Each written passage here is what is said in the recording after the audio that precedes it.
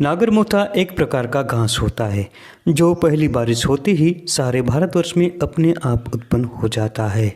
जल भरा वाले स्थानों पर तो ये 12 महीना देखने को मिल जाता है। ये ज़्यादातर नदियों के किनारों तथा नमी वाले स्थानों पर और तालाबों के आसपास देखने को मिलता है। नागरमोथा की आमतौर पर 3 प्रजातियां पाई जाती है। एक मोथा घास, दूसरा नागरमोथा तथा तीसरा केवटी मोथा। इसमें से आज हम नागरमोथा के बारे में बात करेंगे। नागरमोथा का क्षुप जमीन से 10 से 75 सेंटीमीटर तक लंबा और सीधा बढ़ता है। ये गहरे हरे रंग का होता है। आप देख रहे हैं वीडियो में इस प्रकार का नागरमोथा का पौधा होता है। इस पौधे के मूल में एक कंद बनता है जिसे नागरमोथा कहा जाता है। औषध कार्य में इसी का ही उपयोग किया जाता है। इस घास को हिंदी में तथा आम भाषा में नागरमोथा कहा जाता है। गुजराती और उर्दू में भी नागरमोथा ही कहते हैं। नागरमोथा का अंग्रेजी नाम साइप्रियोल और वैज्ञानिक नाम साइपिरस स्कारियोसस है। इसके मूल में एक प्रकार की सुगंध होती है। आयुर्वेद के अनुसार मोथा घास के गुणों की हम बात करें तो ये स्वाद में थोड़ा तिक्त, कटु, कसेला, शीतल प्रकृति का, पचने में हल्का और रुक्ष होता है। ये कफ पित्त को मिटाता है, दीपन होता है और सुगंधित होता है। इसके अलावा ये रक्त शोधक, ज्वर मिटाने वाला, अरुचि को दूर करने वाला और पेट की कृमि को दूर करता है। ये दस्त, तृष्णा और शरीर की जलन मिटाता है। इसका कंद का गुणधर्म मूत्रल होता है। ये कृमि मिटाता है, स्तंभक होता है और भूख बढ़ाता है तथा बल की वृद्धि करता है। दोस्तों, नागरमोथा को पानी में उबालकर चाय बनाकर दिन में 3 बार पीने से किसी भी प्रकार का ज्वर हो उतर जाता है। जिन लोगों को रात में दिखाई न देता हो ऐसे लोगों को नागरमोथा के कंद का क्वाथ बनाकर ठंडा होने के बाद आँखों को धोने से बहुत लाभ होता है। इसके अलावा इसके मूल को बकरी के दूध में घिसकर आँखों में अंजन करने से भी आँखों की जलन और लालिमा दूर होती है। जिन लोगों को खाया पिया पचता न हो, भूख न लगती हो तो ऐसे लोगों को नागरमोथा के मूल को उबालकर इसका काढ़ा बनाकर दिन में 3 बार सेवन करना चाहिए। इससे भूख बहुत बढ़ती है।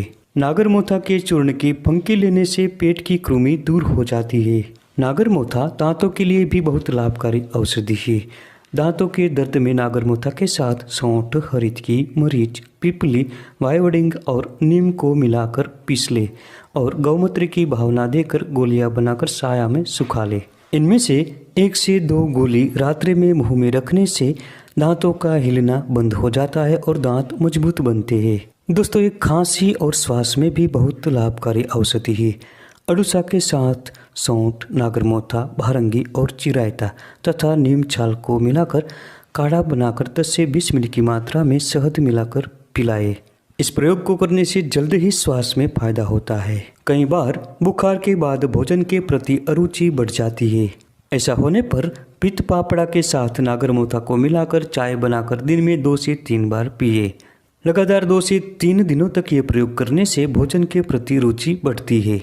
अगर किसी को दस्त हो गया हो तो नागरमोथा का क्वाथ बनाकर सुबह, दोपहर और शाम दिन में 3 बार पिलाए। दोस्तों, ये महिलाओं के लिए भी बहुत लाभकारी जड़ी बूटी है।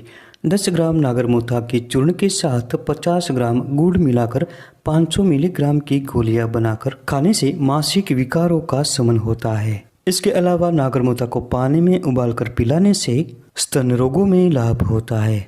दोस्तों, पैरों में दर्द, सूजन और चलने फिरने में दिक्कत हो रही हो तो नागरमोथा के चूर्ण को 1 चम्मच की मात्रा में पानी के साथ सेवन करें। कुछ दिनों तक लगातार ये करने से जोड़ों का दर्द मिटता है और पैरों की सूजन दूर होती है। दोस्तों, सभी प्रकार के ज्वर में नागरमोथा उपयोगी औषधि है।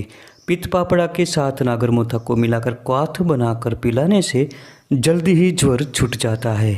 इसके अलावा नागरमोथा के साथ सौंठ तथा चिरायता 10-10 ग्राम की मात्रा में मिलाकर क्वाथ बनाकर पिलाए।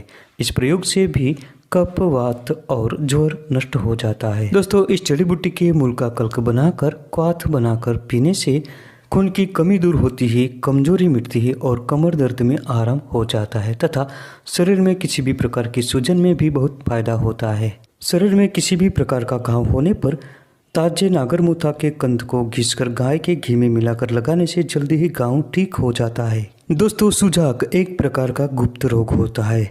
इस रोग में नागरमोथा को पाल में उबालकर क्वाथ बनाकर 50 मिली की मात्रा में रोगी को सुबह शाम पिलाने से बहुत जल्दी ही फायदा महसूस होता है।